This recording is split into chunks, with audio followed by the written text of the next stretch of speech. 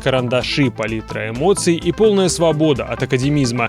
3-часовой мастер-класс по рисованию с натуры сплачивает комьюнити творческих хомячей. Пока посетители соседнего зала бара дегустируют игристое, участники проекта «Рис в вине» разгадывают рецепт омского современного искусства. Кстати, вкус у него как у кислого зеленого яблока, я не знаю почему. Как чипсы с медом и сыром, очень противоречивое, неоднозначное. Как бабушкины блины. Такое уютное, доброе, такое что-то из детства, наверное. Как окрошка с квасом. Кто-то вот не любит, а кто-то вот прям жить не может без этого. Не представляют жизни без творчества и создатели пространства «Теплоузел». Выставку современного искусства художники проводят в поддержку творческого объединения. На его развитие пойдут все средства, собранные с мастер-классов, лекций и аукциона. Соберут или не соберут, неясно, но сомнение, которое частенько захватывает творческих людей, натурщикам необходимо было изобразить. У нас было, скажем так, ТЗ. Червь в сомнениях. И позировали 2 модели. Я решила, человека рисовать скучно плюс сложно, поэтому мы уйдем в стилизацию. И вот у нас будут такие замечательные черви. Это, наверное, те черви, которые постоянно проедают нам мозг, когда мы сами находимся в сомнениях. Тут никто не осудит. И у каждого найдется место, свой уголок для своего самовыражения.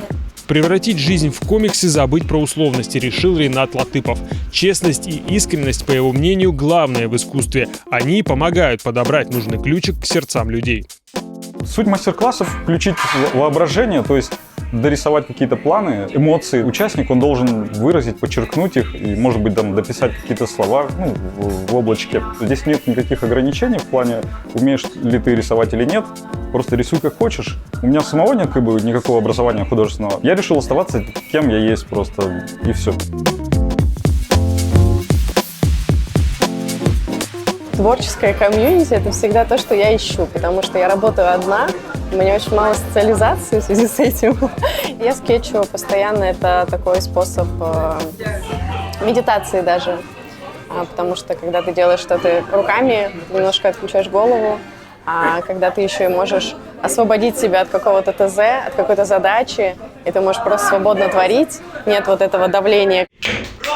Стук молотка, и вот она, кульминация проекта. Мужчина в перчатках без стеснения начинает с цифр пятизначных. Если работу покупают, в ход идет молоток деревянный. Если желающих не находится, ведущий достает из пиджака менее солидный атрибут. Не продано!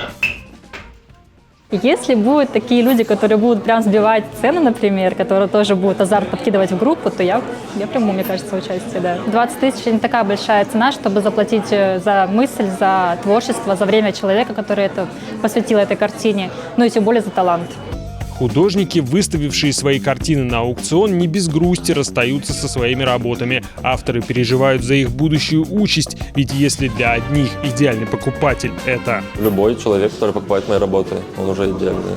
то для других Тот, кому моя работа очень сильно понравится и доставит какое-то эстетическое удовольствие, который не забросит ее куда-то, а который повесит ее на какое-то достойное место, и она будет приносить ему какую-то радость, счастье, может быть, какие-то озарения, какую-то медитацию он будет с нее ловить. Вот это идеально. молодое, дерзкое, вызывающее дискуссии и застающее публику врасплох. Именно такое искусство транслируют омские художники. Те работы, которые здесь представлены, они вне контекста академической живописи, и художники многие не имеют профессионального образования, и это плюс. Это дает им свободу, и это история про то, что над ними не давлеет такое количество авторитета. Картину Ильи Ц. «Омский авангард» оценили дороже остальных. Она ушла с молотка за 60 тысяч рублей. Проект собрал единомышленников и нашел тех, кто готов поддерживать молодых художников. И это в очередной раз доказывает, что если не бояться заявить миру о себе, то тебя услышат.